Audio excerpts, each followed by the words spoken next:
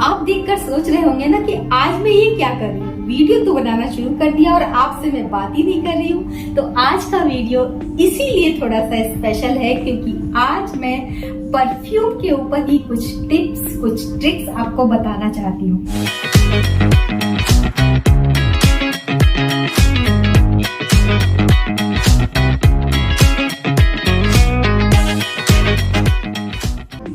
हम सब perfume use करते हैं, कहीं बाहर जाना है, तैयार हुए हैं तो हमारा आखिरी स्टेप होता है कि परफ्यूम, अपना फेवरेट परफ्यूम जो हमें पूरे समय तक खुशबू देता रहे। जब भी हम कहीं बाहर निकले हैं, लोगों के आसपास से गुजरे तो हमारे पास से उन्हें भीनी भीनी खुशबू आनी चाहिए। इसके लिए तरह तरह के परफ्यूम आते हैं, ढेरों ब्रांड है, इसमें चॉइसेस होती है जो आपकी पर्सनालिटी के हिसाब से आप चूज करते हैं।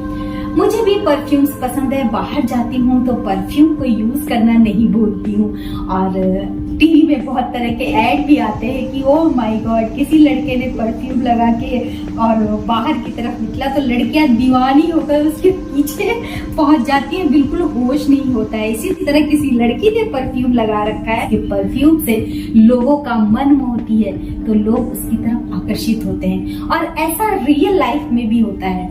हम किसी पार्टी में जाते हैं, किसी फंक्शन में जाते हैं तो कई बार बहुत अच्छी सी खुशबू हमें महसूस होती है, हम फील करते हैं उसकी स्मेल को और बोलने पे मजबूर हो जाते हैं कि अरे वाह, किसने इतना अच्छा सा परफ्यूम लगा रखा है, बड़ी प्यारी खुशबू है। या कोई हमारा पहचान का है और वो हमारे पास आता है, बात करता है या करती है तो उसने जो परफ्यूम यूज किया होता है, हम न चाहते हुए भी उसकी तारीफ कर बैठते हैं कि वाह, कितना अच्छा परफ्यूम लगा रखा है तुमने, चलो बताना कौन सा है। और इसी तरह ये भी होता है कि कई बार ऐसा परफ्यूम लोग यूज कर लेते हैं, लोगों को उसकी स्मेल नहीं अच्छी लगती। हम सामने तो नहीं बोलते लेकिन मन ही मन या आपस में हम गॉसिपिंग करते हैं कि अरे यार, कितना गंदा परफ्यूम लगा रखा है, स्मेल इतनी बुरी लग रही है, उसके पास भी खड़े होने का मन नहीं कर रहा। तो ये सब कुछ डिपेंड करता है आपकी चॉइस ऑफ फ्रेग्रेंसेस और आपकी पर्सनालिटी कैसी है, आप कैसी स्मेल पसंद करते हैं, कैसी स्मेल आपके ऊपर सूट करती है, बहुत फर्क पड़ता है। क्योंकि परफ्यूम केवल बॉडी पर डालने से जो उसकी जो खुशबू है वही मायने नहीं रखती, बल्कि कई बार वो आपकी बॉडी के स्मेल से मिलकर भी एक अलग तरह की खुशबू को बिखेरती है। क्योंकि आपको जो स्वेटिंग होती है, जो पसीना आता है, उसके साथ वो परफ्यूम जब मिलता है तो उसकी स्मेल अलग होती है। इसीलिए छोटी रेंज से लेकर हाई रेंज तक के परफ्यूम होते हैं। जितनी महंगी क्वालिटी होती जाएगी, जितनी रेंज बढ़ती जाती है, लाखों रुपए में भी परफ्यूम आता है और 500 से 1000 रुपए की रेंज में भी आता है। तो क्यों है ये फर्क? क्योंकि उनकी क्वालिटी ऐसी होती है। जो जितनी हाई रेंज का होगा वो आपकी बॉडी के हिसाब से अपनी खुशबू को बदलता है। तो जब भी आप परफ्यूम यूज करें या चूज करें तो अपनी पर्सनालिटी को, अपनी पसंद नापसंद को जरूर ध्यान में रखें और तभी इन्वेस्ट करें किसी अच्छे परफ्यूम को लेने से। जरूरी नहीं है आपके पास 4-5 ब्रांड हो, आप एक ही ब्रांड को यूज करें, लेकिन वो आपका सिग्नेचर ब्रांड होना चाहिए। यानी लोगों को पता होना चाहिए कि आप ये परफ्यूम यूज करते हैं, आपके कपड़ों में, आपकी वार्डरोब में बस उसी की खुशबू समाई हुई होती है। एक ही तरह का सिग्नेचर परफ्यूम अगर यूज करें तो बहुत बेहतर है, लेकिन आप डिफरेंट टाइप के परफ्यूम्स यूज करते हैं तो जब भी लगाएं उसके बाद उन कपड़ों को आप वॉश कर लें, क्योंकि उनमें भी वो खुशबू आ जाती है। लेकिन अगर आप वॉश नहीं करना चाहते तो आपको पता होना चाहिए किस तरह के कपड़ों में आपने कौन सा परफ्यूम लगाया था, ताकि नेक्स्ट टाइम जब उसको वियर करें तो वही परफ्यूम यूज करें। खैर छोड़िए, ये बातें तो बहुत लंबी है, मैं बोलती जाऊंगी और वीडियो लंबा हो जाएगा। तो शुरू करते हैं आज का वीडियो। परफ्यूम को क्या सोच कर लेना चाहिए, क्या क्या टिप्स होती है जो आपको पता होना चाहिए, जिसकी वजह से परफ्यूम लंबे समय तक टिकते हैं। तो कुछ ऐसे ही टिप्स लेकर आई हूँ जो जानते हैं, लेकिन उसके लिए तो बहुत जरूरी है ना कि आप मेरे चैनल को सब्सक्राइब करें। तो प्लीज मेरे चैनल को सब्सक्राइब करें, बेल आइकन को प्रेस कर दें, लाइक करें और शेयर करें। और हाँ, कोई भी बात हो, कोई भी डाउट हो, किसी भी तरह की बात मन में हो, आप मुझसे शेयर करना चाहते हैं तो कमेंट्स जरूर करें, नहीं तो आप मेरे इंस्टाग्राम हैंडल पे जाकर भी मुझे डीएम कर सकते हैं। तो चलिए देर नहीं करते हैं, आज का वीडियो शुरू करते हैं और जानते हैं परफ्यूम से रिलेटेड कुछ ट्रिक्स और टिप्स, हो सकता है वो आपके बड़े काम आ जाए।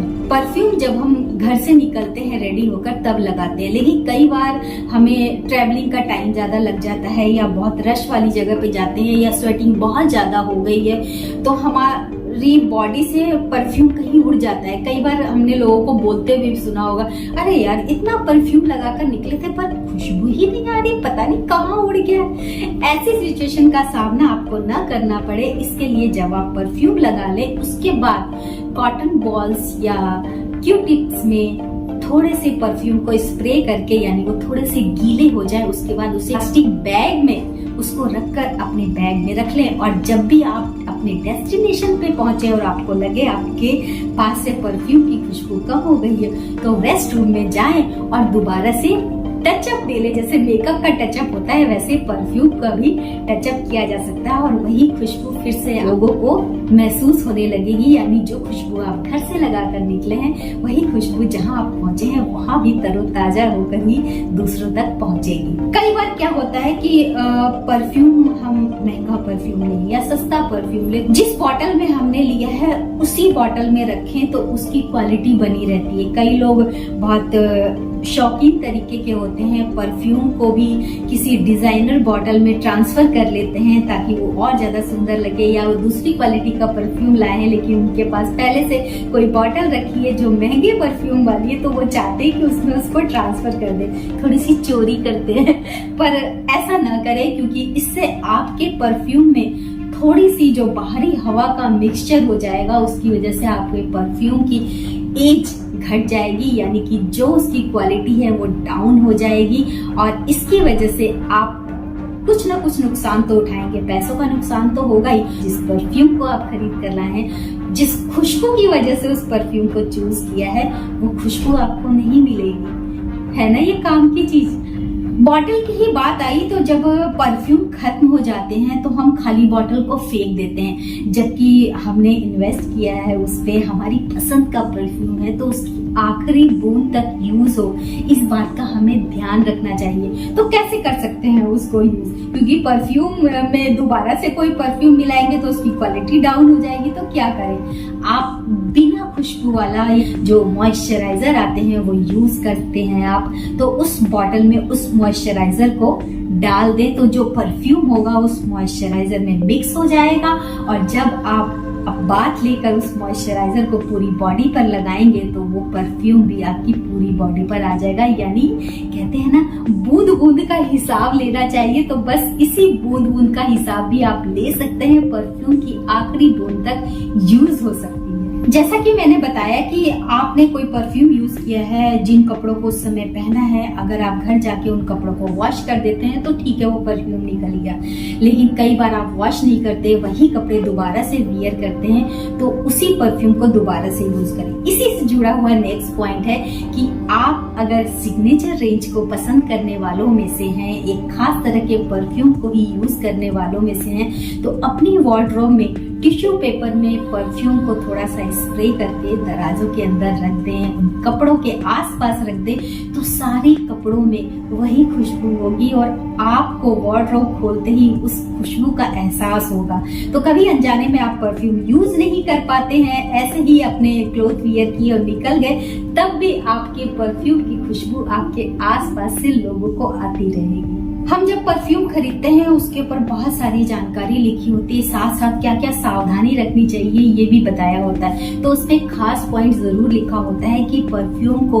अंधेरी और ठंडी जगह पे रखना है। इसका मतलब ये नहीं कि आप रेफ्रिजरेटर में रख दें, नहीं, ऐसी जगह रखें जहां डायरेक्ट सनलाइट तक ना पहुंचे, जहां पर टेम्परेचर कूल रहता हो उन्हें, क्योंकि हीट और हवा जब मिलती है परफ्यूम के साथ तो उनकी जो क्वालिटी होती है वो डाउन हो जाती है, उनकी स्मेल को प्रभावित करती है, उनकी एजिंग को प्रभावित करती है। जो परफ्यूम आप लंबे समय तक चला सकते हैं उसकी आयु घट जाती है और बहुत जल्दी वो खुशबू उस तरीके से नहीं दे पाते जैसी उनकी जो खासियत होती है, तो डिपेंड करता है कि आप उन्हें कैसे स्टोर करते हैं। ध्यान रखें कि गर्म जगह ना हो, ठंडी जगह हो, और अगर अंधेरी जगह हो तो बहुत ही बेहतर है। तो आप दराजों में रख सकते हैं जहाँ पर टेम्परेचर सही रहता है, क्योंकि डायरेक्ट सनलाइट ना पड़े। तो ऐसी जगह पे आपका परफ्यूम ज्यादा समय तक आपको खुशबू दे सकता है। हमारी आदत है कि हम कोई भी चीज यूज करते हैं, चाहे मॉइस्चराइजर हो, चाहे कोई क्रीम हो, चाहे कोई स्प्रे हो,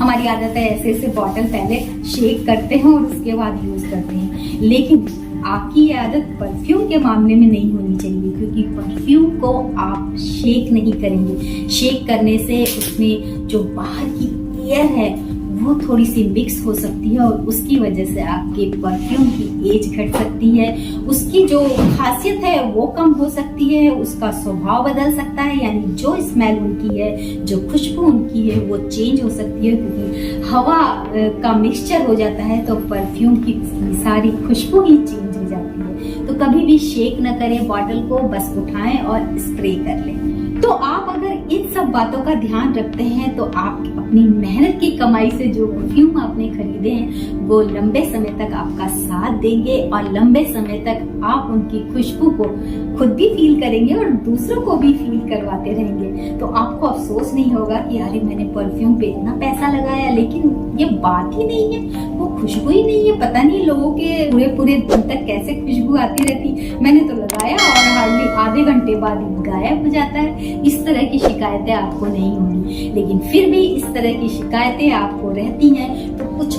और बिल्कुल ही फास्ट तरीके के पॉइंट बता रही हूँ, यानी कि परफ्यूम लगाएं, किन जगहों पे लगाएं कि वो लंबे समय तक टिके रहे। जब भी परफ्यूम लगाएं, जिस भी पॉइंट पर लगाएं, अगर वहां पर थोड़ी सी वैसलीन आप लगा लेते हैं, उसके बाद परफ्यूम को स्प्रे करते हैं तो वो लंबे समय तक टिका रहेगा। और बॉडी के कुछ खास पॉइंट हैं जहां पर स्प्रे करने से परफ्यूम की खुशबू बढ़ती रहती है, बढ़ती रहती है, बढ़ती रहती है, और जब तक आप घर वापस नहीं आते तब तक आपकी बॉडी पर रहती है। तो इन खास पॉइंट्स में आती हैं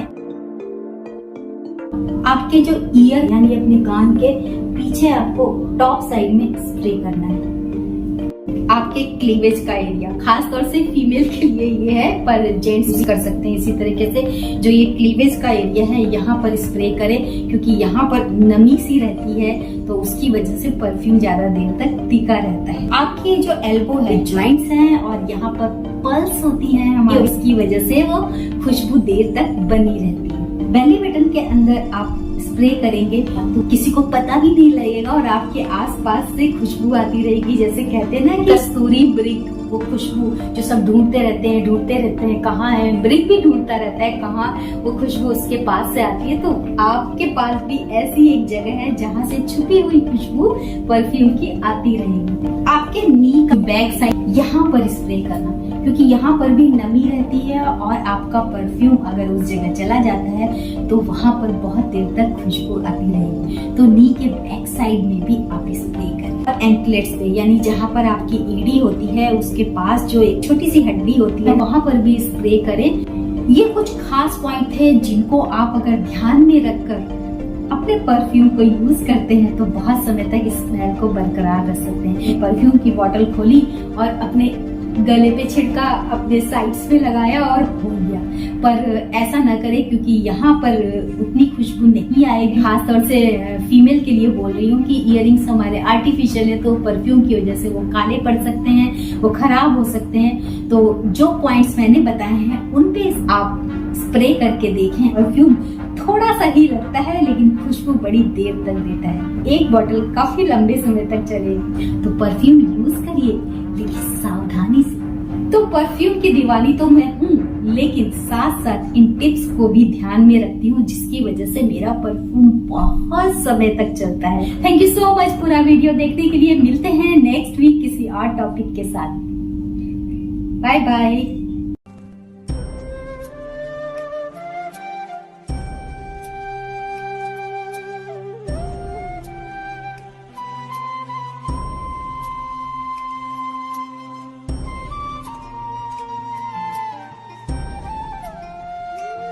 आज का हमारा प्लान है कि आपको हम ले जा रहे हैं पीएम म्यूजियम में घुमाने के लिए। जो दिल्ली के रहने वाले हैं हो सकता है वो घूम चुके हो, लेकिन ये मेरा वीडियो उन दर्शकों के लिए है जो दिल्ली से बाहर के हैं और जिन्होंने अभी तक ये नहीं देखा है।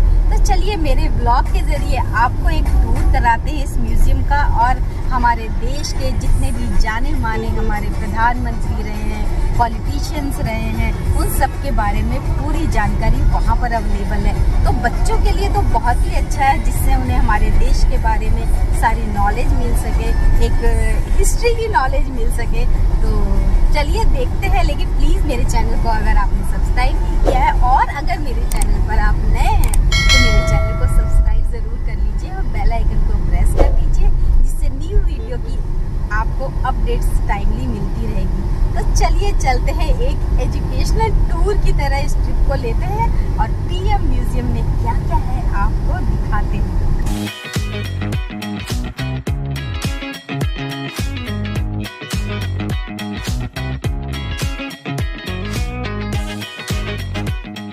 मैं तो पीएम म्यूज़ियम अपनी कार से जा रही हूँ, पर जिनके पास अपना व्हीकल नहीं है या जो बाहर से आते हैं वह मेट्रो से या बस पीएम संग्रहालय जा सकते हैं। निकटतम मेट्रो स्टेशन लोक कल्याण मार्ग है और 3 मूर्ति संग्रहालय के पास निकटतम बस स्टैंड भी है। इस स्टॉप पर चलने वाली बसें हैं 604, 620, 630, 632, 680, 720, 783 और 890। समय सुबह 10 बजे से शाम के 6 बजे तक का होता है।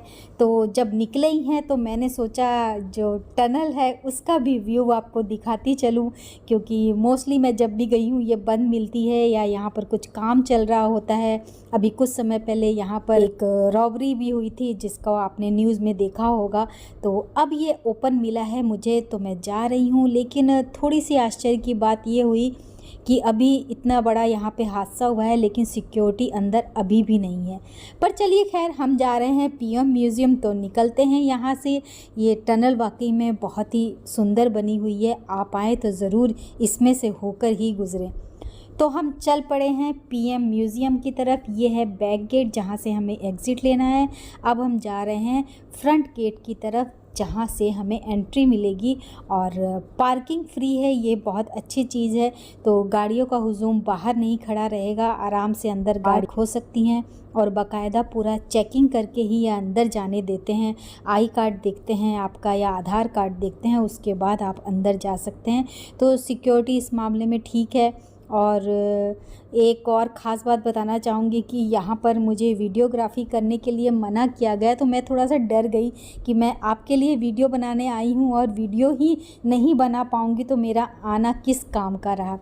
लेकिन बहुत से लोग वीडियो बना रहे थे, तो मैंने फिर पूछा उनसे कि मुझे अपने व्लॉग के लिए वीडियो बनाना है, तो उन्होंने कहा आप छोटी छोटी क्लिप्स ले लीजिए और फ़ोटोज़ ले लीजिए, उनको ऐड करके अपना व्लॉग बना लीजिए, पूरा टूर का वीडियो मत बनाइएगा। तो मैंने पूरी तरह की आज्ञा का पालन किया और आपके लिए एक छोटा सा व्लॉग लेकर आ गई। तो हमने कार पार्क कर दी है, अब टिकट काउंटर के पास पहुंचते हैं। सो जैसा कि आप देख रहे हैं हम पीएम म्यूज़ियम में पहुंच गए हैं, बहुत जल्दी पहुंच गए हैं। यहाँ पर बहुत ज़्यादा रश तो नहीं दिख रहा है, बाकी अंदर जाके पता लगेगा।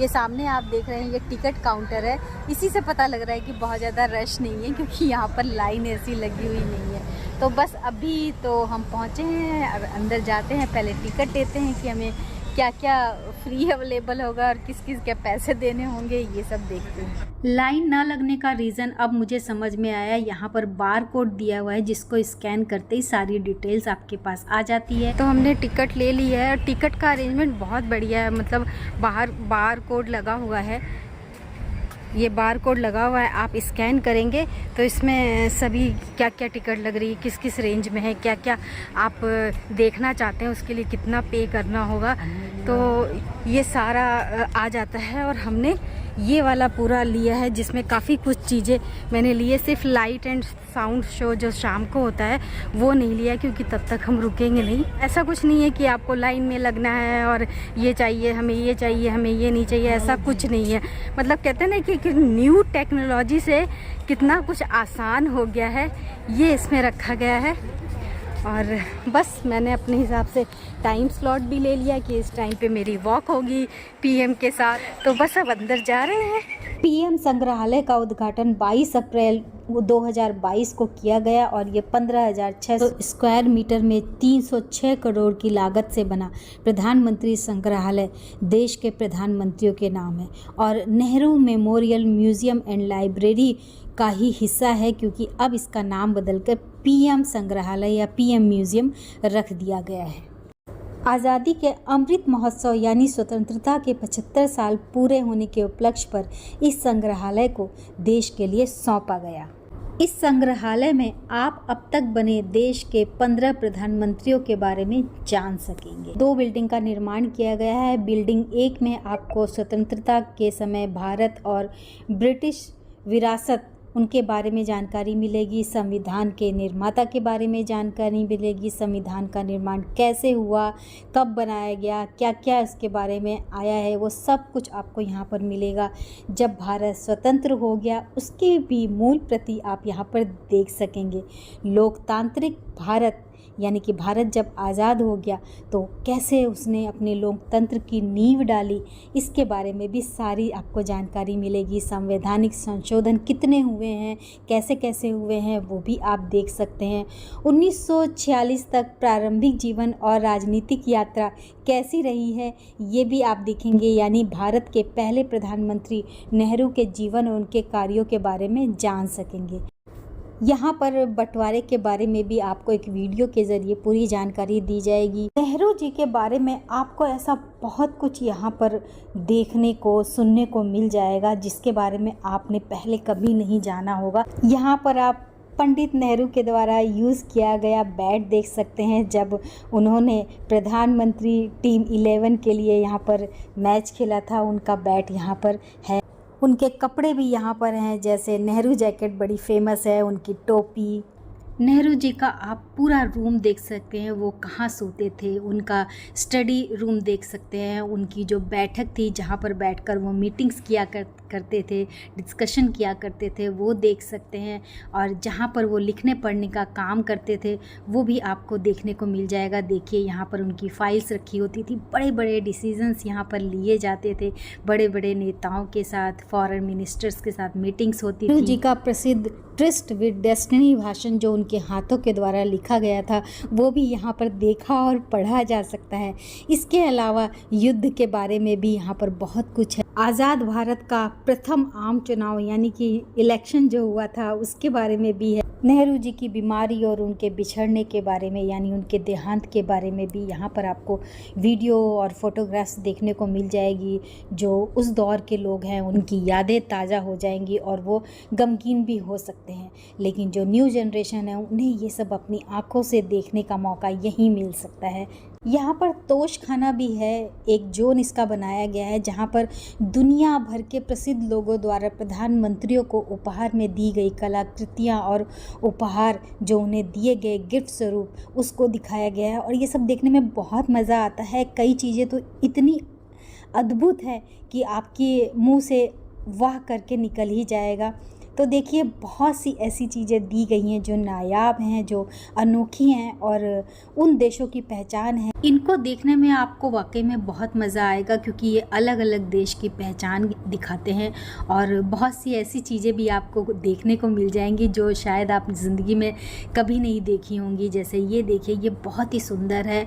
और इसके अलावा एक और चीज़ मुझे देखने को मिली वो ये है, यहाँ पर मैं पर्सनली भी गई हुई हूँ, लेकिन इस तरह देखना वाकई में बहुत ही एक सुखद एहसास है। ये है इंदिरा गांधी जी का कमरा, उनका बैठने की जगह, उनके सोने की जगह। फर्स्ट बिल्डिंग में मैंने आपको करीब करीब सब कुछ दिखा दिया जितना पॉसिबल हो पाया। अब बढ़ते हैं सेकंड बिल्डिंग की तरफ जो देखने में ही इतनी सुंदर लगती है। तो चलिए अब नई बिल्डिंग में चलते हैं और देखिए घुसते ही क्या स्वागत हुआ है। ये मैग्नेट से घूमने वाला देख रहे हैं आप, ये बहुत ही अच्छा दिखाई देता है और काफ़ी कुछ है यहाँ पर देखने के लिए जिसे देखकर आपको खुशी भी होगी, एक रोमांच का एहसास भी होगा। और इस रूफ को देखिए, तिरंगे की तरह लहरा रही है। यहाँ पर आपको भारतीय प्रधानमंत्रियों के बारे में सारी जानकारी मिल जाएगी। महात्मा गांधी के नेतृत्व में स्वतंत्रता संग्राम, नेताजी सुभाष चंद्र बोस और भारतीय राष्ट्रीय सेना की कहानी और सरदार वल्लभ भाई पटेल द्वारा राज्यों का एकीकरण देख सकते हैं। टाइम मशीन में वर्चुअल तरीके से बदलते भारत की तस्वीर भी देख सकते हैं। अब इंटरटेनमेंट जोन की तरफ बढ़ते हैं, या ये कहें कि मेमोरीज बनाने वाले जोन की तरफ। तो यहाँ पर सेल्फी विद प्राइम मिनिस्टर, आप अपनी पसंद के प्राइम मिनिस्टर के साथ सेल्फी ले सकते हैं। फीडबैक एरिया भी है, जहाँ पर फीडबैक देंगे तो सामने स्क्रीन पर आपका फीडबैक भी होगा और आपकी तस्वीर भी होगी।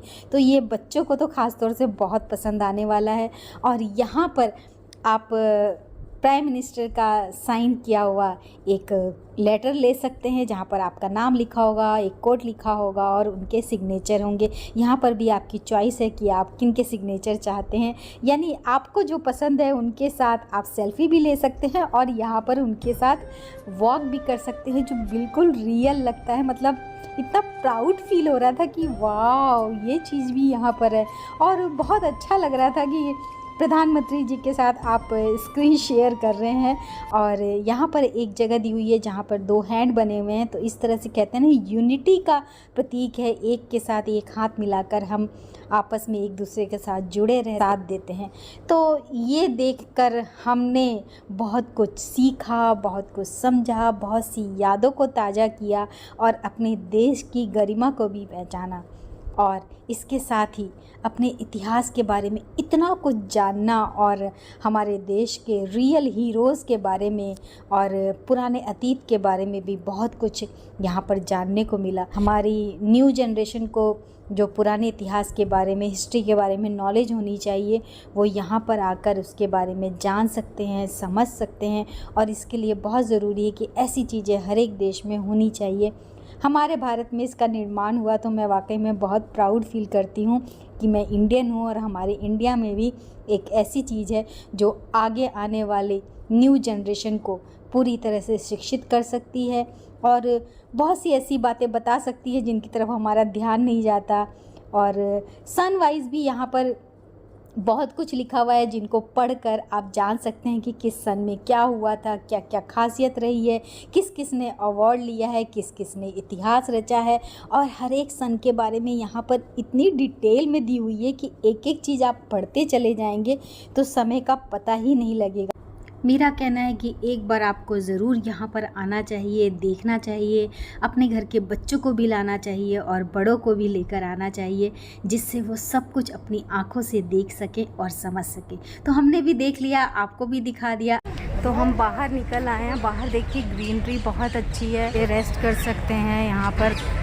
तो कुल मिला के मुझे तो बहुत मज़ा आया। बहुत मेहनत से बनाया गया है और वाकई में कुछ बेहतरीन है जो दिल्ली इस पे प्राउड कर सकती है। तो फाइनली हम प्रधानमंत्री संग्रहालय से वापस अब घर की तरफ जा रहे हैं। पार्किंग यहाँ पर फ्री है, तो आपको पार्किंग की फिक्र नहीं करनी है। और मैंने करीब यहाँ पर 2.5 घंटे में कवर किया, लेकिन सच बताऊं तो आपको एडवाइस है कि आप 3 से 4 घंटे का समय लेकर आए, तभी आप आराम से पूरा एक एक चीज़ पढ़कर उसके बारे में नॉलेज लेकर आप बाहर निकल सकते हैं। तो प्रॉपर टाइम लेकर आइए, और अगर आपके साथ बच्चे हैं तो आपको थोड़ा सा एक्स्ट्रा टाइम चाहिए। और इस बात का भी ध्यान रखें कि मंडे को बंद होता है, इसलिए इस हिसाब से भी आइए। अगर बाहर से आप आ रहे हैं केवल दिल्ली घूमने के लिए, तो इस बात का ध्यान रखें कि मंडे को ये बंद होगा। और अगर आपको लाइट एंड साउंड शो देखना है तो आपको शाम का भी समय रखना होगा। तो 5 बजे संग्रहालय घूमने वालों के लिए एंट्री बंद हो जाती है, लेकिन आप लाइट एंड साउंड शो देखना चाहते हैं तो आप थोड़ी सी चालाकी कर सकते हैं। आप 5 बजे के पहले एंट्री ले लीजिए, और जब तक आप पूरा घूमेंगे तब तक लाइट एंड साउंड शो का टाइम हो जाएगा, तो आपका टाइम भी बचेगा और आप दोनों ही चीज़ों का मज़ा ले पाएंगे। इन बातों का अगर ध्यान रखेंगे तो फायदे में रहेंगे। आप यहाँ पर आकर पूरा एंजॉय कर सकते हैं, पूरी नॉलेज ले सकते हैं। तो चलिए चलते हैं, मिलते हैं नेक्स्ट वीडियो में। Bye bye. Good morning guys, आज मैं जा रही हूँ चंडीगढ़, क्योंकि एक बच्चे के एडमिशन के लिए वहाँ पर जाना है। किस वजह से जाना है, किस में एडमिशन हो रहा है, कहाँ पर जाना है, ये सब डिटेल आपको धीरे धीरे रास्ते में दूंगी। इससे पहले मैं गई थी MDI एडमिशन के लिए, तो अभी ये बच्चों के एडमिशन का दौर चल रहा है, तो भाग दौड़ लगी हुई है। तो हम निकल रहे हैं, 2 या 3 दिन हमें लगेंगे वहाँ पर। तो घूमने जा रही हूँ ये तो नहीं कहूँगी, लेकिन क्योंकि ट्रैवल कर रही हूँ तो ट्रैवल का एक्सपीरियंस तो आपसे शेयर करूँगी। तो यहाँ से लोकेशन वाइज जो टाइम दिखा रहा है करीब 4.5 से 5 घंटे का दिखा रहा है, लेकिन ये मॉर्निंग का टाइम है। जैसे जैसे हम निकलते जाएंगे वैसे वैसे पता लगेगा कि ट्रैफिक मिलता जा रहा है तो ड्यूरेशन भी बढ़ता जाएगा। करीब टाइम हो रहा है अभी 6:30, तो देखते हैं कितने बजे पहुंचते हैं। तो चलिए मिलते हैं रास्ते में।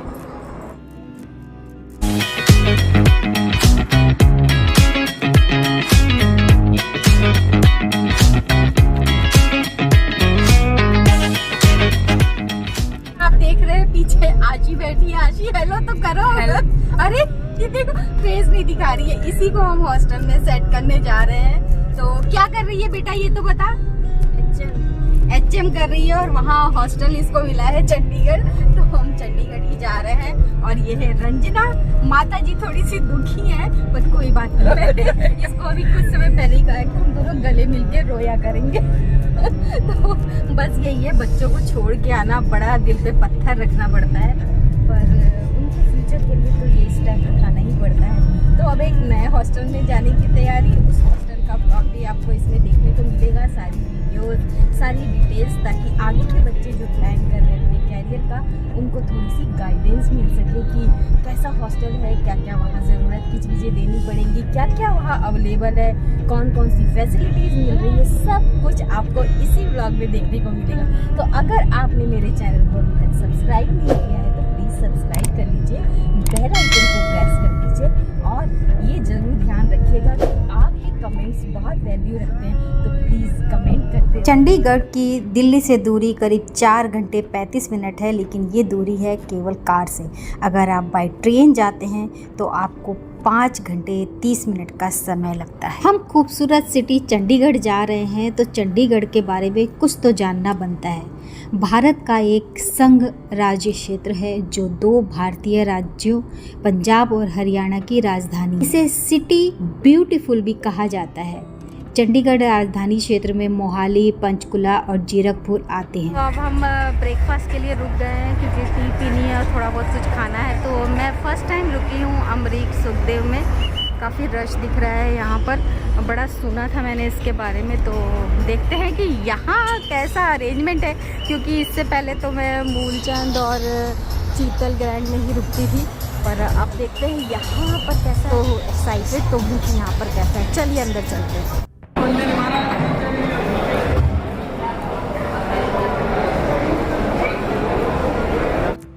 तो सुखदेव से हमने ब्रेकफास्ट किया। हमने ऑर्डर किए थे 2 पराठे और टी, और साथ में आशी के लिए एक मिल्क शेक।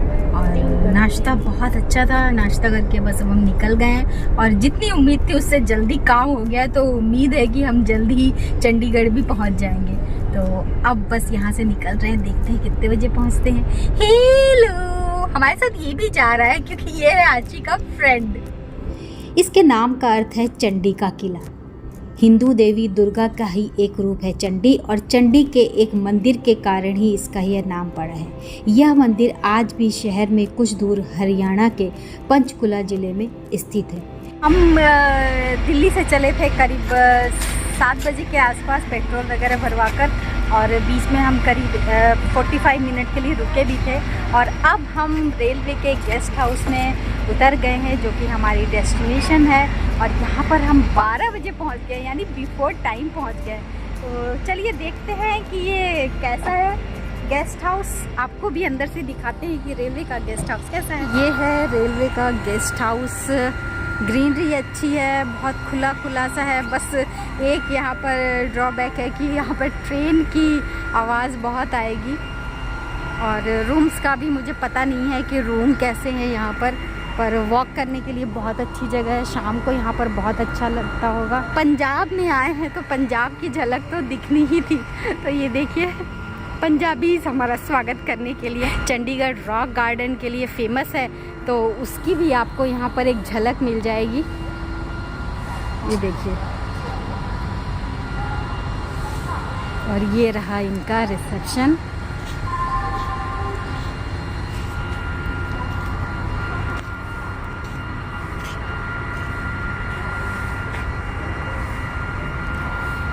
चंडीगढ़ अधिकारी विश्राम गृह में आपका स्वागत है।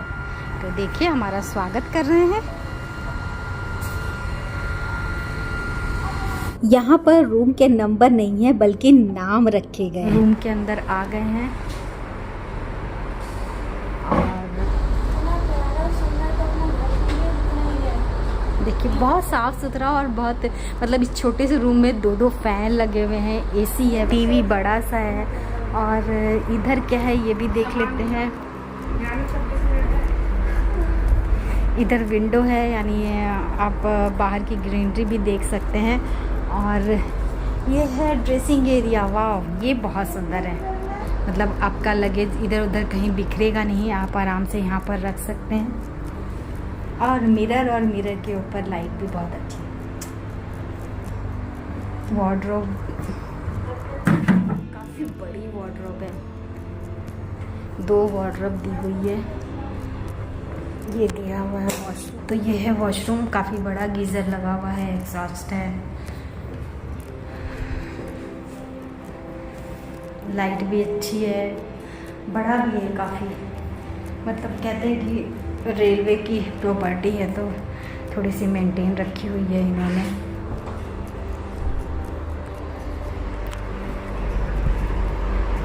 तो देखिए हमारी ड्राइवर जी थक गई हैं क्योंकि बहुत अच्छी ड्राइव करी है और अच्छी स्पीड में करी है, तभी हम बिफोर टाइम पहुंच गए हैं।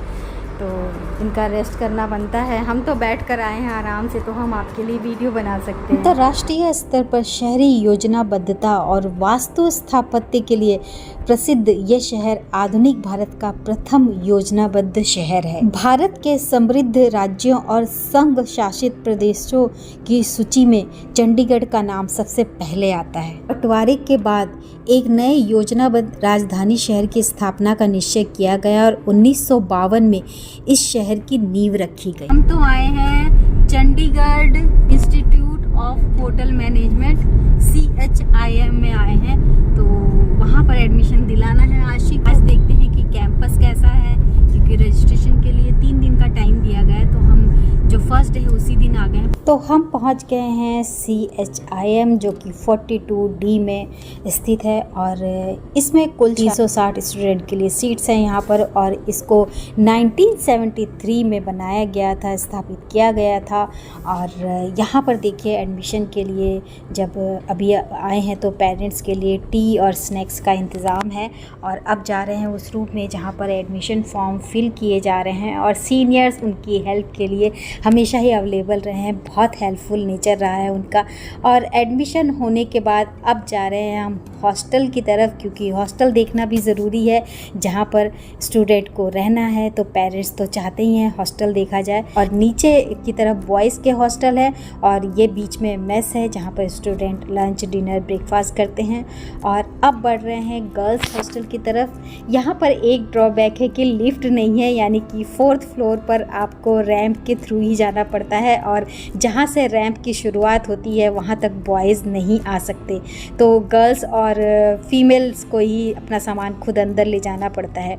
तो ये है रूम, काफ़ी बड़ा है, 3 रूम शेयरिंग है, यानी 3 स्टूडेंट एक रूम में रहेंगे और तीनों के लिए अलग अलग वार्डरोब है, तीनों के लिए अलग अलग बेड है और टेबल चेयर है, साथ में बालकनी है जहाँ पर आप बैठ सकते हैं और अपने क्लोथ सुखा सकते हैं या गर्मियों में बैठकर चिल कर सकते हैं। और वॉशरूम 2 सेक्शन में बने हुए हैं, यानी 5-5 के 2 पार्ट में बने हुए हैं, तो काफ़ी अच्छा है और काफ़ी खुला खुला है, क्रॉस वेंटिलेशन बहुत अच्छा है।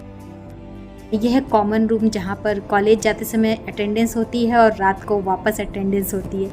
तो हम वापस नीचे आ गए हैं क्योंकि हमें और चीज़ें भी देखनी है। सीनियर हमें ये सब दिखा रही थी तो बहुत अच्छा लग रहा था।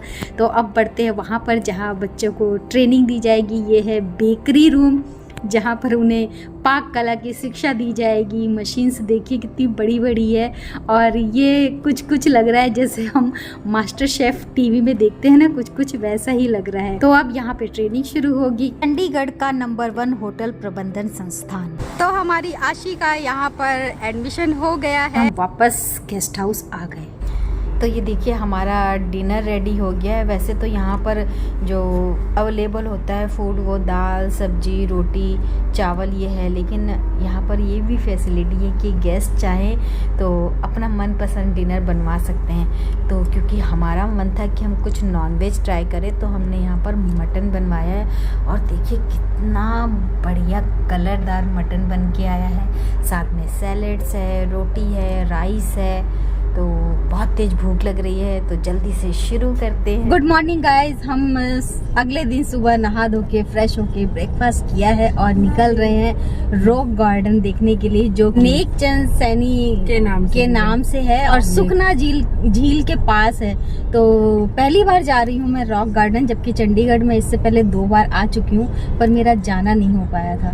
तो अब जा रहे हैं, देखते हैं यहाँ पर क्या है। वेस्ट मटेरियल से वैसे बना हुआ है, जितनी नॉलेज है मुझे, ये टूटे हुए कप प्लेट चूड़ियाँ इन सब से बनाया गया है। तो देखते हैं कैसा है और कितनी कारीगरी है वहाँ पर, ये तो वहाँ जाके ही पता लगेगा। तो चलिए मेरे साथ आप भी घूमिएगा रॉक गार्डन। रॉक गार्डन को पुरानी चूड़ियाँ, पत्थर, टाइल्स, कांच इन चीज़ों से मिलकर बनाया गया है ताकि लोग समझ सके कि जो भी वस्तुएं हम फेंकते हैं उनसे भी हम अच्छी अच्छी चीज़ें बना सकते हैं। कार पार्क करने के लिए पार्किंग की व्यवस्था है और 20 रुपये में पार्किंग हो गई है और काफ़ी सारी जगह यहाँ पर 14 रुपये पार्किंग की, गवर्नमेंट की पार्किंग यहाँ पर बहुत सस्ती है। यहाँ से हमारी एंट्री हो रही है तो चलिए अब आपको रॉक गार्डन दिखा रहे हैं। तो यहाँ से आप एंट्री करते हैं, देख रहे हैं, और एंट्री से ही आपको एहसास होना शुरू हो जाता है कि आप रॉक गार्डन में आए।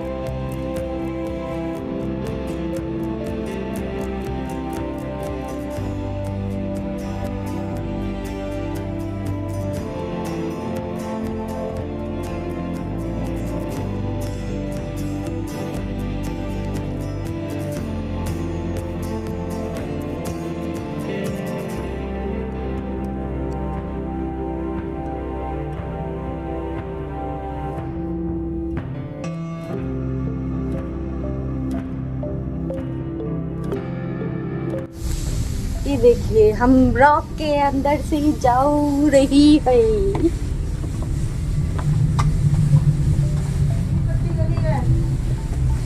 पतली पतली गलियां हैं, इसमें से हम गुजर रहे हैं। रॉक से ढकी हुई है सारी, ये आप देख रहे हैं,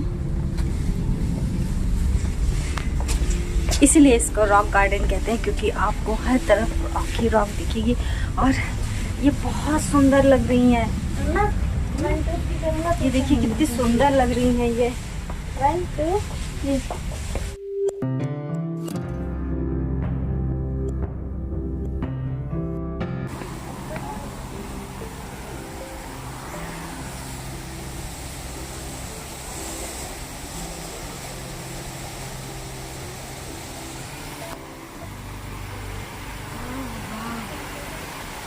कितना सुंदर लग रहा है, देखिए आप। उस झरने से अच्छा तो ये वाला व्यू अच्छा है। देखिए ऊपर कितना सुंदर बना हुआ है, छोटे छोटे महल, छोटी छोटी झोपड़ियाँ, छोटे छोटे हट। ऐसा लग रहा है कि जैसे छोटे छोटे लोग, बौने लोग यहाँ पर रहते हो। बहुत सुंदर बना हुआ है, बहुत ही सुंदर। ऐसा लग रहा है जैसे रियल हो।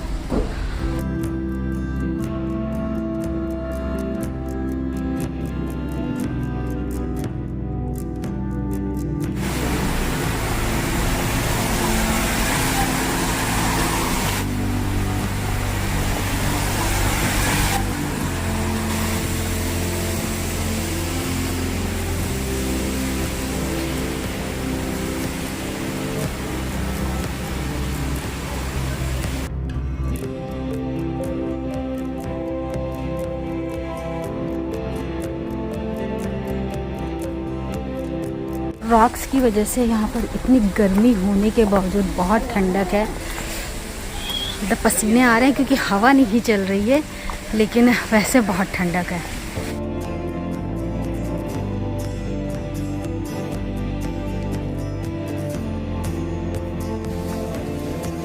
आइए आइए।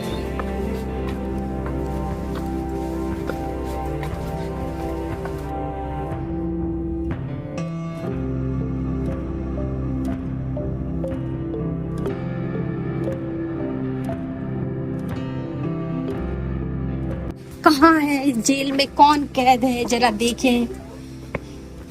ओह, इसमें लोगों को कैद किया हुआ है। ये जेल थी जहाँ पे एक पूरी फैमिली को कैद किया हुआ है। एक पूरी फैमिली कैद है यहाँ पर।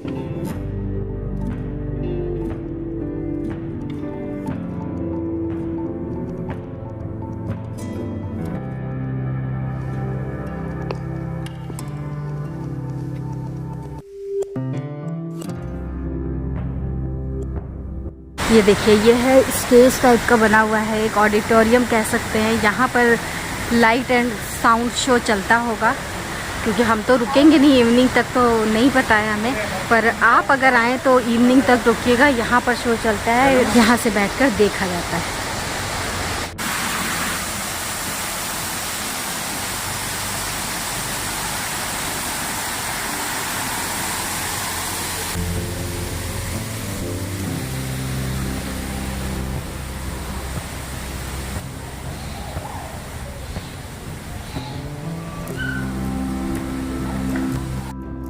तो अब हम रॉक गार्डन के ओपन एरिया में पहुंच गए हैं, यानी रॉक से निकलकर अब हम बढ़ रहे हैं फिश एक्वेरियम की तरफ। यहाँ पर कलरफुल फिशेस दिख जाएंगी।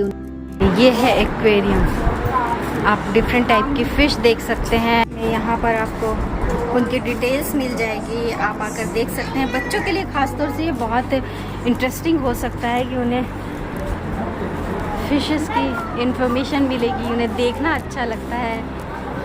ये देखिए कितने सुंदर लग रहे हैं कलर्ड फिश। वाह, छोटी छोटी है पर बहुत अच्छी लग रही है। ड्रिंकिंग वाटर, यहाँ पर अगर घूमते घूमते आप थक गए हो तो पानी पी सकते हैं, जैसे कि मैं पीने जा रही हूँ। मैं उन लोगों में से नहीं हूँ जो ये सोचते हैं कि हर जगह मिनरल वाटर मिलना चाहिए, बिस्लरी मिलना चाहिए, बॉडी को हैबिट होनी चाहिए नेचुरल वाटर की। तो मैं भी जा रही हूँ पीने, और आशी भी जा रही है। ये देखिए बच्चे कितने एक्साइटेड हो रहे हैं देखकर फिश को। इसलिए ऐसी जगह आप आएँ तो बच्चों को लेकर आइए, क्योंकि आपको तो खुशी मिलती है लेकिन साथ साथ बच्चों को कुछ सीखने को भी मिलता है। ये मिरर लगे हुए हैं जो आपको कभी मोटा दिखाएंगे, पतला दिखाएंगे, चौड़ा दिखाएंगे, छोटा दिखाएंगे, लंबा दिखाएंगे, यानी कि मिरर लुक आप देख सकते हैं। ये कुछ कहते हैं कि फ़नी वाला चीज़ है, जब आप खुद को अजीब सा देखेंगे। जैसे इसमें मैं बहुत चौड़ी दिख रही हूँ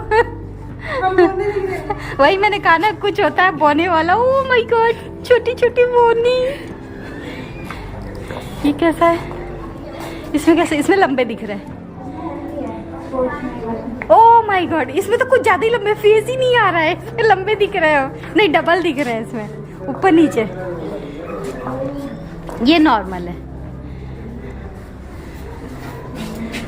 इसमें ऊपर से नीचे वाला, मतलब उसमें फेस कट रहा था, इसमें लेग कट रहे हैं। इसमें तो अजीब ही दिख रहा है।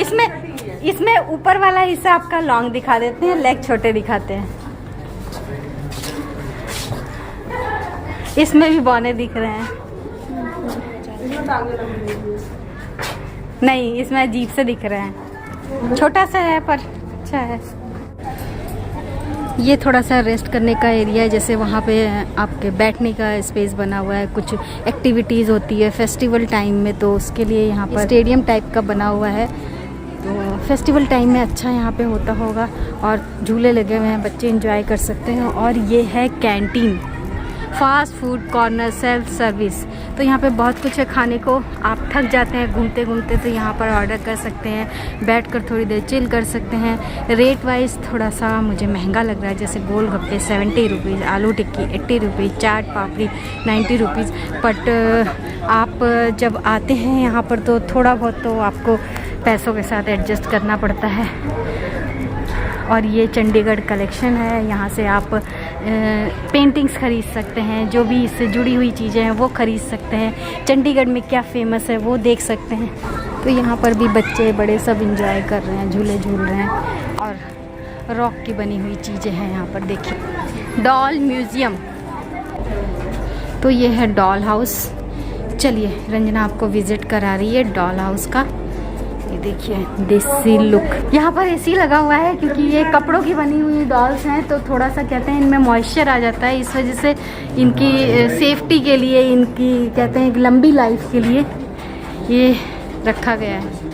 डॉल हाउस को वाकई में बहुत सोच समझ कर बनाया गया है, यानी कि एक आम ज़िंदगी में किस तरह की चीज़ें होती हैं, क्या क्या होता है, कैसा जीवन हम जीते हैं, उसकी एक तरह से झांकी दिखाई गई है। यानी कि गांव के घर दिखाए गए हैं, खाना बनाते हुए लेडी दिखाई गई है, पंचायत दिखाई गई है, स्कूल दिखाए गए हैं, आपस में गप्पे मारती हुई गॉसिपिंग करती हुई लेडीज़ दिखाई गई है, जो गौशाला होती है वो दिखाई गई है, और जो गाँव में खास तौर से शादी ब्याह का समय होता है वो दिखाया गया। तो हमने भी थोड़ी सी मस्ती कर ली, थोड़े से हमने क्लिप्स ले लिए जो अच्छे लगे हमें देखने में।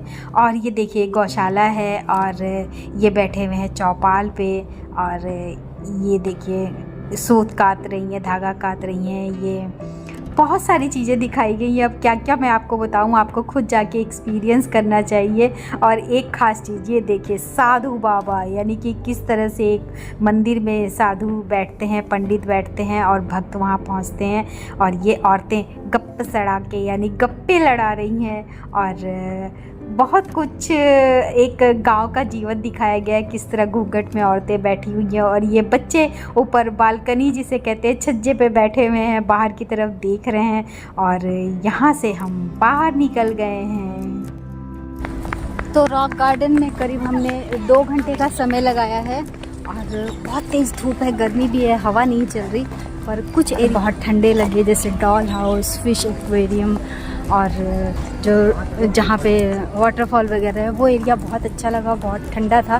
बाकी जगह बहुत तेज़ धूप है, तो बस अब फटाफट बाहर निकलते हैं, गेस्ट हाउस में जाएंगे, वहाँ पे थोड़ा सा हम रेस्ट करेंगे, उसके बाद फिर निकलेंगे। तो चलिए रॉक गार्डन को बाय बाय करते हैं। तो धूप बहुत तेज़ है, तो हमने यही सोचा है कि आज तो गेस्ट हाउस में ही रेस्ट किया जाए, कल सुबह निकला जाए। हम अभी गेस्ट हाउस से निकल गए हैं लंच करके। आज हमने लाइट सा ही लंच किया, दाल चावल सब्जी दही सैलेड, और बस अब थोड़ा सा सामान लेते हुए जो रूम में ज़रूरत है बच्चे को, तो बस निकल रहे हैं। और देखते हैं मार्केट यहाँ का कैसा है, जहाँ पर हमें सामान मिलेगा, क्योंकि गेस्ट हाउस वालों ने गाइड किया है, तो हम वहाँ जा रहे हैं। तो हमारे साथ साथ आप भी चलिए। मार्केट पहुंच गए हैं, वहां से हमने बाथरूम में काम आने वाली चीज़ें, गद्दा, तकिया, बेडशीट, टॉवेल, ये सब लिया। और तो हम पहुंच गए हैं सुखना लेक पर। अब आपको लेक भी घुमा देते हैं, क्योंकि आज तो मौसम भी बहुत शानदार हो रहा है, बारिश हो रही है। तो हम पहुंच गए हैं सुखना लेक। ये देखिए, मतलब आज जो वाकई में हमारी किस्मत कह लीजिए कि वेदर बहुत अच्छा है। अगर हम कल आते तो बहुत तेज़ धूप मिलती है हमें। और यहाँ पे पार्किंग बहुत बड़ी है, बहुत बड़ी, मतलब आपको दिक्कत नहीं होगी यहाँ पे पार्किंग करने में। और ये एरिया है थोड़ा कैफेटेरिया टाइप का, जहाँ पे आप कुछ खा पी सकते हैं। तो अभी सारा ही हम घूमेंगे। और ये एक्टिविटी एरिया है जो कि अभी तो बंद है, मेरे ख्याल से शाम को ओपन होंगे ये। तो चलिए।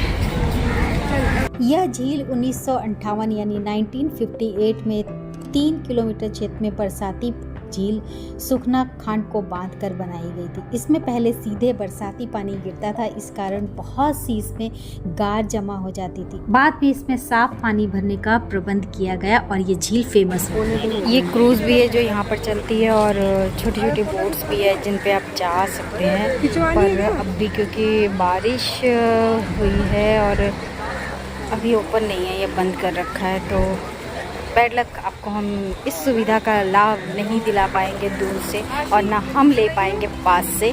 पर कोई नहीं, बहुत अच्छा लग रहा है यहाँ का। यहाँ पे देखिए चार्जेस भी लिखे हुए हैं। यहाँ पर खाने पीने का भी बहुत अच्छा है, बोट हाउस, कैफ़े है, आपका mermaid restaurant and pub, fast food, तो काफ़ी कुछ आइटम्स हैं। जब आप बैठकर यहाँ पर खा पी सकते हैं, एंजॉय कर सकते हैं। तब इवनिंग टाइम में यहाँ पर बहुत अच्छा लगता होगा। आज तो खैर वेदर थोड़ा सा ठीक है, तो फिर भी थोड़ा बेटर लग रहा है, पर अब धूप सी आने लगी है। तो गर्मियों में तो यहाँ पर दिन में आना बिल्कुल ही वेस्टेज ऑफ टाइम होगा, क्योंकि आप यहाँ पे इंजॉय नहीं कर सकते, बैठ नहीं सकते, क्योंकि बिल्कुल ओपन एरिया है यहाँ पर सर्दियों में यहाँ पे बहुत अच्छा लगता होगा, लेकिन गर्मियों में आप इवनिंग टाइम में आइए। पर टाइम का थोड़ा सा ध्यान रखिएगा, क्योंकि ये 7 बजे तक ही ओपन रहता है, 10 बजे से 7 बजे तक, उसके बाद ये बंद हो जाता है। ये देखिए आपको एक नई चीज़ देखने को मिल जाएगी, पिज़्ज़ा एटिया। तो झील पर हमने अच्छा समय बिताया और थक कर गेस्ट हाउस वापस आ गए, और डिनर टाइम में फिर अच्छा सा डिनर रेडी है। मैंने आपको बताया था कि मैं गेस्ट हाउस में ठहरी हुई हूँ, रेलवे के गेस्ट हाउस में। तो देखिए प्लेटफॉर्म इतना पास है कि हम बस अभी डिनर करके यहाँ निकल आए हैं। तो सोचा जब मैं आई हूँ यहाँ पर स्टेशन पर वॉक करने, तो आपको भी लेकर आती हूँ। तो स्टेशन के इतने पास रहने एक नया एक्सपीरियंस है। आपको एक चीज़ दिखाऊँ, देखिए इस ट्रेन में ऑफिस खुला हुआ है, ये देखिए आपको दिख रहा होगा, टेबल कुर्सी लगी हुई है, ऑफिस खुला हुआ है, एसी लगा हुआ है। तो मेरे ख्याल से यहाँ पर ऑफिस में काम होता है ट्रेन के अंदर, और ये हमेशा ही खड़े रहने वाली में से। चलिए ट्रेन आ गई है, अब देखते हैं ट्रेन आ गई है। तो खड़े होकर कितना अच्छा लग रहा है ट्रेन को देखना, कि हमें ट्रेन में कहीं जाना नहीं है, हमें सिर्फ ट्रेन को देखना है, उसे पकड़ने की हमें कोई जल्दी नहीं है। और ये प्लेटफॉर्म मुझे बहुत ही शांत साफ सुथरा है। और चंडीगढ़ में ये चीज़ बहुत अच्छी लगी कि यहाँ साफ़ सफाई बहुत है, वेल प्लान्ड सिटी है, तो आपको साफ़ सफाई भी बहुत अच्छी मिलती है।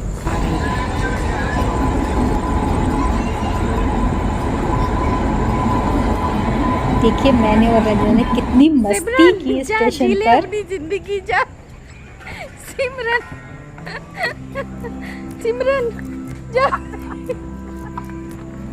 जा सिमरन जी। बाऊजी बाऊजी मुझे जाने दो, मुझे जाने दो बाऊजी। टैटू वाले बाऊजी भी देख लीजिए, जाने दो बाऊजी। और ट्रेन चली गई।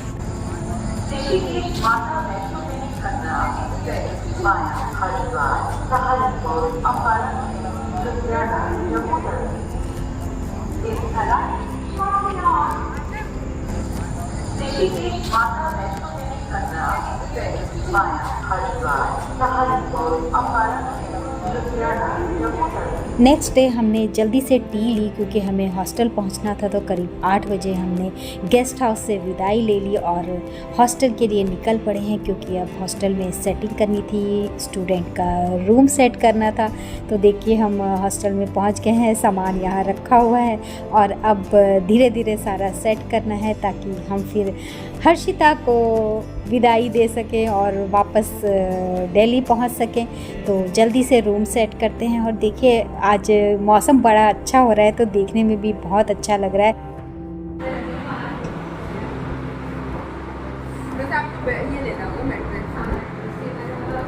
देखिए अलमारी भी सेट हो गई है, बेड भी सेट हो गया है, और अब सोच रहे हैं बाहर निकल जाए, ताकि हर्षिता को थोड़ा सा कुछ खिला पिला दिया जाए। जब बच्चा छोड़ने का टाइम हो जाता है तो बहुत लाड प्यार आता है, के लिए हम क्या कुछ नहीं कर दें। तो उसका मन था कि उसे हम कुछ खिलाए पिलाएं, तो हमने वो भी कर दिया। और अब विदाई का समय शुरू हो गया है। ये देखिए अब आखिरी विदाई का समय आ गया है, बच्ची को हॉस्टल में छोड़कर अब हम जा रहे हैं। तो देखिए माँ बेटी का प्यार भरा मिलन, माँ का दिल कैसे भर जाता है, लबालब दोनों आँखों की बाल्टियों से पानी बह रहा है। चलो चलो गंगा जमुना बंद करो। दिन के 2 बज रहे हैं और हम निकले हैं दिल्ली जाने के लिए। हर्षिता को हॉस्टल में शिफ्ट कर दिया, पैसेंजर कम हो और अब आए थे हम 3 और अब जा रहे हैं 2 वापस रोते हुए। अब घर जाके तो और भी खाली खाली लगेगा। तो बस देखते हैं कितना टाइम लगता है, घर जाते हैं। सो गाइज अब हम चंडीगढ़ से निकल रहे हैं, 2 बजे के करीब हम निकले हैं, और समय दिल्ली पहुंचने का दिखा रहा है करीब 4.5 घंटे के आसपास। लेकिन आपको तो पता है दिल्ली का ट्रैफिक क्या होता है, 4.5 घंटे मतलब 5.5 घंटे मान के चलिए, क्योंकि दिल्ली में एंट्री होते ही ट्रैफिक का तांडव शुरू हो जाता है। चंडीगढ़ में ये चीज़ तो मुझे बहुत अच्छी लगी है, ट्रैफिक पूरा वेल मेंटेन्ड है, ग्रीनरी बहुत अच्छी है, रोड्स और मतलब क्लीनिंगनेस की तो बात ही क्या कहूँ, A1 है यहाँ पर। यानी कि हर तरफ आपको सब कुछ साफ सुथरा मिलेगा, पेड़ पौधे बहुत क्लीन तरीके से रखे गए हैं और ट्रैफिक रूल्स सब फॉलो करते हैं, रोड बहुत साफ सुथरी है। तो इसका हमें उल्टा देखने को मिलेगा हमारे दिल्ली में। तो अब देखते हैं कितने बजे पहुँचते हैं। पर यहाँ पर ये 3 दिन बहुत अच्छे गुजरे, दुख लेकर थोड़ा सा जा रहे हैं, लेकिन मन में खुशी भी है कि बच्ची अच्छी जगह सेट हो गई है। CHIM अच्छी जगह है, अच्छा हॉस्टल भी लगा हमें, फैसिलिटीज़ भी बहुत अच्छी है, सिक्योरिटी भी बहुत अच्छी है। बस एक जो उन्होंने एडमिशन और हॉस्टल के बीच में जो गैप दे दिया वो थोड़ा सा अजीब सा लगा। इसमें पेरेंट्स को और बच्चों दोनों को थोड़ी सी दिक्कत हुई, पर कुछ अच्छी चीज़ मिलती है तो थोड़ी सी दिक्कतें सहने में कोई हर्ज नहीं। तो चलिए अब चलते हैं दिल्ली की तरफ और अपने डेली रूटीन में आते हैं। तो पूरा वीडियो आपने देख लिया है, so thank you so much पूरा वीडियो देखने के लिए। और अगर आपने मेरे चैनल को सब्सक्राइब नहीं किया है तो प्लीज़ अभी भी वक्त है सब्सक्राइब कर लीजिए।